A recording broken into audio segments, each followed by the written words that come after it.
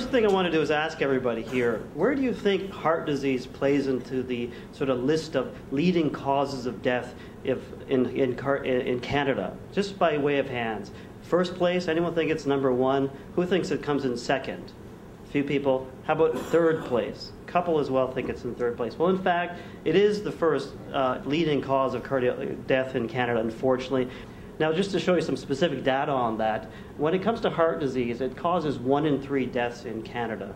And if you see here, 34% of all patients who die in Canada actually die of some sort of heart-related condition. And you can see how that compares to other conditions that we are well familiar with. This is a diagram of what a heart looks like. The coronary artery, which is the artery that gets blocked when a heart attack occurs, actually lays on top of the heart and supplies blood to the heart muscle. The heart is a pump made mostly of muscle, which needs to pump, and if the artery is blocked, the blood doesn't get to that muscle doesn't work, that's a heart attack. If you actually splay open that artery, which you can see here, you can see that plaque buildup in the yellow, and eventually a blood clot here in the red can actually block the flow of blood through that artery, therefore rendering the muscle deficient of oxygen and other nutrients, which causes a heart attack. These are the risk factors for heart disease. This has been well established, and it's worth mentioning again because a recent study known as the InterHeart study looked at 15,000 heart attacks around the world and determined what were the issues that those patients had that actually led to a heart attack. And here they are: high cholesterol, smoking, diabetes, high blood pressure, being overweight or obese. Psychosocial stress turned out to be a very important factor and proven to be a factor that leads to heart attacks. Lack of vegetables and fruits in your diet, lack of exercise, and excessive alcohol. So these are all the common things. So you can see on this list, most of these things are things that we can probably manage on our own from day-to-day life and changing our lifestyle. Some things we can't change. So what you cannot help is your age. So age is a risk factor. You cannot help the sex. Your race, you can't help. You can't help your family history. You don't pick your parents. So those things you can't change. But everything here on the right that I mentioned earlier are things that you can help. And today I'm hoping to encourage you to actually do what you can to change these things to prevent a heart attack or a stroke. 7 steps to a healthier you. Number 1 is know your numbers. I'll talk about that in a bit more detail. Number 2 is maintain a healthy weight. 3, be physically active. 4, manage stress. 5, don't smoke. 6, don't drink excessive alcohol. And 7, eat heart healthy. So in terms of know your numbers, this is important. Be familiar with your cholesterol levels. Be familiar with your blood pressure. Average blood pressure should be less than 140 over 90. If you have diabetes, it should be less than 130 over 80. Make sure your blood sugar is low. How are you going to know these things? Well, go see your family doctor. Talk to these things about your family doctor. Tell your family doctor that I want to know about these things. I want to know what my numbers are. I want them recorded, and then I can follow them and be engaged in the process myself and directly. Taking action to lose weight improves your overall health if you're overweight. These are the things it does. By losing weight, you reduce your blood pressure. By losing weight, you reduce your cholesterol. And you also lower your blood sugars, which actually treats your diabetes or prevents diabetes in the future. In addition to that, you take a lot of pressure off your joints. If you lose 1 pound, you actually lose 4 pounds of pressure off your knees. So it has a tremendous impact in the future in your overall cardiovascular health, but also your ability to exercise and have a vibrant, healthy life. So exercise is the next step, and exercise is critical. Be physically active. There are health benefits from exercise to your heart, to your lung, your circulation in general. What we recommend for exercise is moderate to rigorous activity. When you go for a stroll in the park and you're talking and walking at the same time, you're probably not doing enough. If that's the limit of your functional capacity because of your age or arthritis or other issues, then it's great that you're doing any activity at all. But if you're able to do more rigorous activity, you shouldn't be able to talk when you walk. If you want to get a bit scientific about it, what I teach people is that you should walk at least 30 minutes 5 days of the week, or exercise, I should say. And what is exercise? What's the heart rate? People always ask, what kind of heart rate should I try to achieve? Well, you should take 220, subtract your age, and whatever result you get, between 50 and 85% of that is the heart rate you should try to accomplish. And whether it's 50% or 85% really depends on how physically fit you are. Maybe at the beginning of your exercise, start lower and work your way up. Also, you can accumulate your exercise throughout the day. It doesn't have to be a continuous 30, 45 minutes all at the same time. You can break it up if you have to.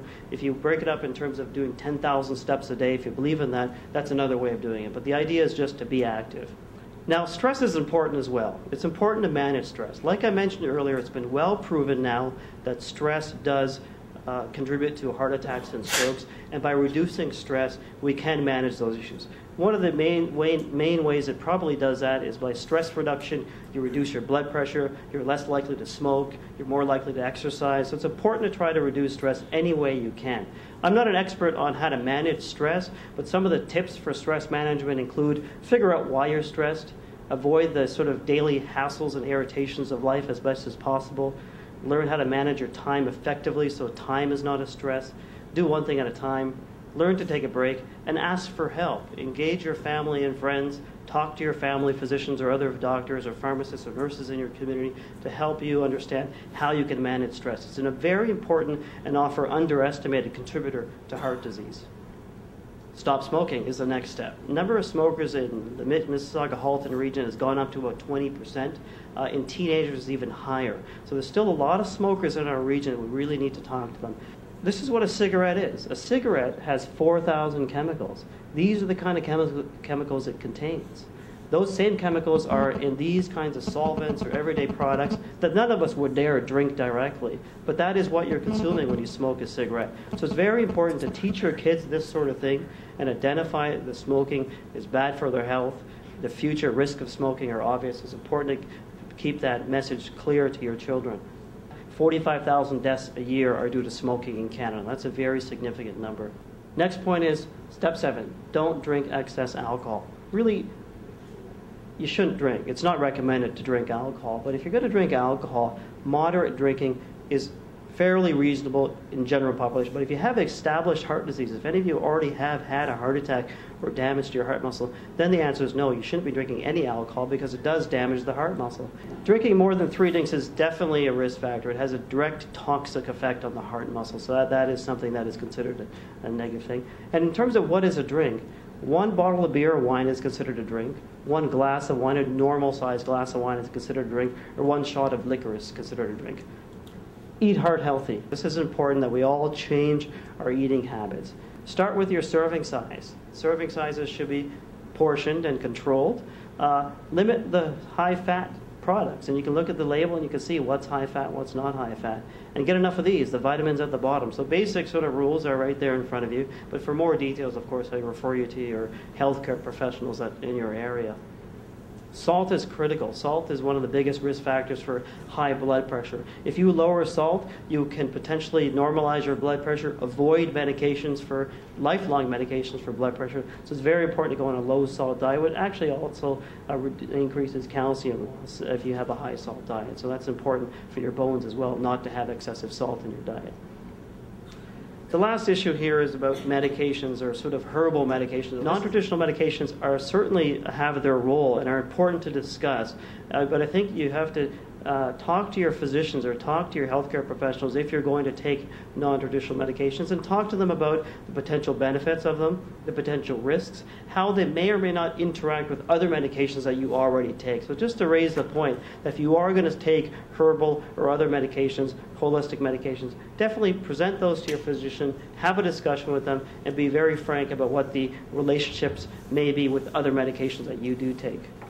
The other thing is kids. I can't emphasize this enough. In fact, in Mississauga-Halton, 36% of our children are either overweight or obese. This is a serious problem in our city and will become a major problem in 10 years when they all develop diabetes, etc. But it's not too late. It's not too early, I should say, to start building a healthy heart for these children and get them engaged with exercise and all these things. But really, it's up to you. The choice is yours. Thank you very much.